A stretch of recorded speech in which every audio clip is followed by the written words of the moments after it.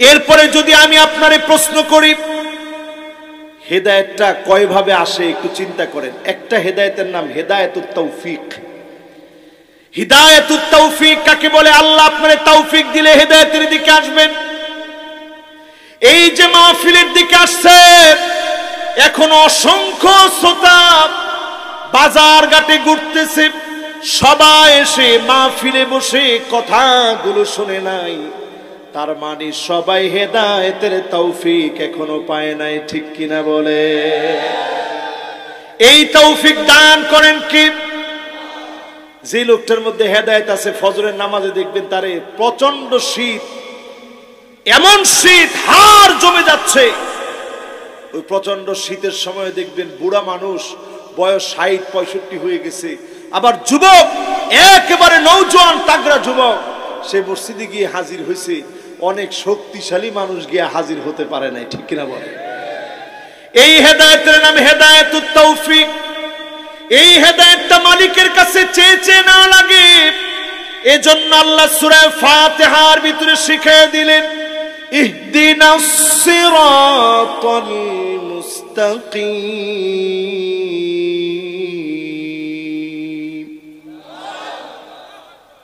আমি দেখতে পাচ্ছি এই কোনে যাচ্ছেন? না না না, ছোট কিছু তো সুযোগ নাই। কিও বাবারা, আপনারা কিন্তু এত এত মানুষের দোয়ায় কিন্তু আপনারা ব্যাঘাত ঘটাই দিলেন। বসেন সবাই, এরপরে বসেন না, চিন্তা করছেন আল্লাহ একটু মনটা আল্লাহ ঘুরাই দেন। না না, পেশাবটা চাপা দরকার নেই আজকে, ওই পিসাবের কথা বলে যাওয়ার কোনো সুযোগ নেই আজকে। কি বলেন? আপনারা আছেন তো ইনশাআল্লাহ? আমি মনে হয় আপনাদেরকে বুঝাইতে পারতেছি না, এখন বুঝতে পারতেছেন? হিদায়াতুত তৌফিক মানে আল্লাহর কাছে চেয়ে নেওয়া লাগে। প্রতিনিয়ত আমরা বলি ইহদিনাস সিরাতাল মুস্তাকিম।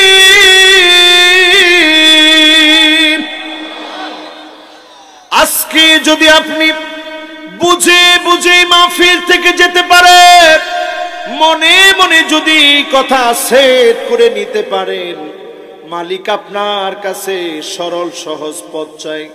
যদি মালিক তৌফিক দেন, হতে পারে আজকে মালাকুল মউত আসবে, যিনি আপনাকে হেদায়েতের উপরে কবুল করবেন। তিনি কে?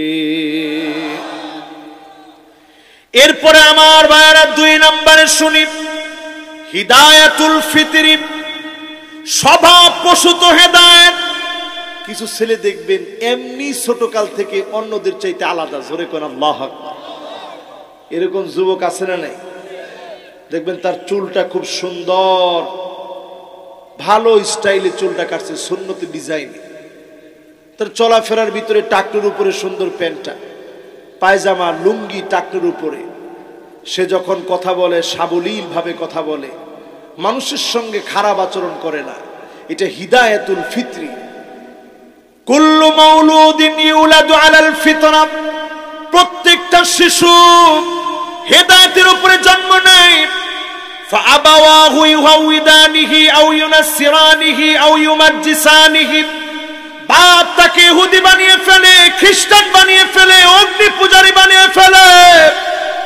আপনি যদি সন্তানের জন্য মডেল হন, ছোটবেলা থেকে যদি সন্তানের সামনে মিথ্যা না বলেন, ঘরের ভিতরে নামাজ না পড়েন, জামাতে গিয়ে যদি নামাজ আদায় করেন, স্ত্রীর সঙ্গে ভালো ব্যবহার করেন, ফিতরি ভাবে স্বভাবগতভাবে এই সন্তানকে যিনি বুজুর্গ হিসাবে কবুল করবেন, তিনি কে?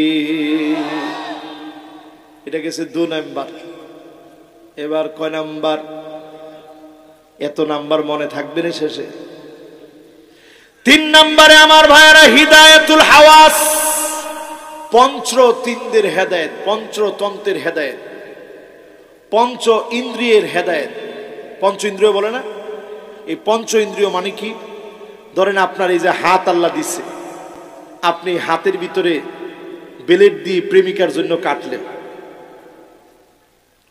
নেশা করে গাঁজা খেয়ে এরপরে আপনি আপনার নিজের শরীরের মধ্যে বেলেট দিয়ে পোছায় পোছায় কাটলেন। আপনি হিদায়াতের পথে আসেন নাই মুসলমান। শরীরের মধ্যে আপনি ট্যাটু আঁকলেন, হিদায়াতের দিকে আপনি আসেন নাই। আপনি আপনার মাথার চুলের উপরে তালপট্টির দ্বীপ বানালেন, উঁচা করে সামনের দিকে চুল রাখলেন, ডানের দিকে কোনো চুল নাই, বায়ের দিকে কোনো চুল নাই, পিছনের দিকে চুল নাই, দেখতে খুব সুন্দর লাগতেছে। সামনের দিক দিয়ে এক বিঘত পরিমাণ লম্বা লম্বা চুল। এমন গুমরাহির দিকে যখনই আপনি গেলেন, আপনি বুঝেন আপনার পঞ্চতন্ত্র পুরাটা হেদায়েতের বিপরীতে গুমরাহির দিকে লাগাই দিয়েছেন, ঠিক কিনা বলে? পঞ্চ ইন্দ্রিয়কে হেদায়েতের দিকে আনেন, বডির ভিতরে হেদায়েতটাকে ফিট করেন। আমাদের অনেকেরই এখনো দাড়ি রাখার বয়স হয়নি। আবার কই জি, অনেকেরই দাড়ি রাখার বয়স হয় না, কি বলেন? এবার যদি এই মাহফিলে আমার কথাগুলা বুঝে থাকেন, একটু বুঝেন। ওই যে বলেছিলাম আল্লাহর নবীর অনুসরণ, আমার ঘরের দিকে আজকে তাকা দেখেন, অধিক অংশ ঘরের ভিতরে স্ত্রী স্বামীর কথা শুনে না, স্বামী স্ত্রীর কথা বুঝে না, প্রতিনিয়ত ঝগড়া বিবাদ হয়, মারামারি ফিতনা ফাসাদ ঘরে ঘরে শুরু হয়ে গেছে, ঠিক কিনা বলে? ঘরের ভিতরে এখন নবীজির আদর্শ নেই। এবার আল্লাহর নবীর ঘরের খবর নিয়ে দেখেন, প্রচন্ড ক্ষুধা নিয়ে নবী একদিন বের হলেন। দুপুরে খাবার খাওয়ার পরে একটু ঘুমানোর কথা। এই সময় আমার নবী ক্ষুধা পেটে নিয়ে বের হলেন। বের হয়ে দেখে আবু বকর ওমরও বের হয়েছে। আল্লাহর নবী বললেন, আবু বকর ওমর এই সময়ে কেন বের হলা? দুই জনের চেহারার ভিতরে ক্ষুধার ছাপ ফুটে উঠেছে। দুইজনে বলেছে, নবী বড় ক্ষুধা লেগেছে, সহ্য করতে না পেরে বের হয়েছি। আল্লাহর নবী দুই জনাদুরের সঙ্গীকে নিয়ে বের হয়ে গেলেন। আনসার একজন সাহাবীর বাড়ির দিকে যাচ্ছেন। ভিতর থেকে আনসারি সাহাবীর স্ত্রী নজর করে দেখেন আল্লাহর নবীর চেহারার ভিতরে ক্ষুধার ছাপ পড়ে গেছে। আবু বকরের চেহারার ভিতরে খিদার ছাপ পড়ে গেছে। উমরের চেহারার ভিতরে ক্ষুধার ছাপ পড়ে গেছে। আর দেরি করেন নাই, সঙ্গে সঙ্গে তিনি বললেন, মারহাবান মারহাবা।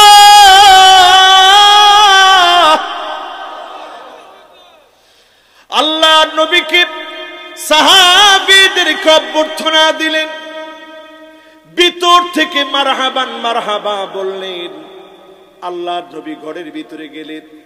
নবীজি গিয়ে প্রশ্ন করলেন, আইনা ফুলান, বাড়ির প্রধান কোথায় গিয়েছে? আমার সাহাবী কোথায়? সাহাবী কোথায় বলার সঙ্গে সঙ্গে তিনি বললেন, ঠান্ডা পানি আনতে গিয়েছে। সাহাবী যখন বাড়িতে এসেছে, নজর করে দেখে আল্লাহর নবীর চেহারা ক্ষুধার যন্ত্রণায় শুকায় গেছে। আবু বকরের চেহারাটা শুকায় আছে, হযরত ওমরের চেহারা শুকায় আছে। সঙ্গে সঙ্গে গাছ থেকে খেজুর নিয়ে আসলেন, আল্লাহর নবীর সামনে দিলেন। ছুরি নিয়ে বের হয়ে গেলেন, ছাগল জবাই করবে। আল্লাহর নবী সেই দিন খেলেন। আবু বকর ওমরকে বললেন, ওমর যতগুলা খেজুর খেয়েছ প্রত্যেকটার ব্যাপারে যার কাছে জবাব দেওয়া লাগবে তিনি কে? মুসালসাল এমন কয়েকটা মাস নবীর জীবনে ছিল। একদিন নবীর ঘরে আগুন জ্বললে অন্য দিন নবীর ঘরে কোনো আগুন জ্বলতো না। ফজরের সময় আমার নবী বের হতেন, নামাজ আদায় করে নবী ফিরতেন। ফিরার পরে স্ত্রীদেরকে বলতেন, কোনো খাবার কি আছে? আম্মা জানেরা বলতো, গো নবীজি তেমন কোন খাবার আমার কাছে নাই। আল্লাহর নবী না খেয়ে সাহরি না করে রোজা রেখে ফেলতেন। এই ক্ষুধার কষ্ট যন্ত্রণা সহ্য করে দিনকে আল্লাহর নবী বিজয় করলেন। আজকের মাহফিলে আমরা যদি সিদ্ধান্ত নিতে পারি আল্লাহর নবীর সুন্নাহকে উজ্জীবিত করব, ক্ষুধা যন্ত্রণা কষ্ট যা আসবে এর বিনিময়ে যিনি দিন বিজয়ী করে দিবেন তিনি কে?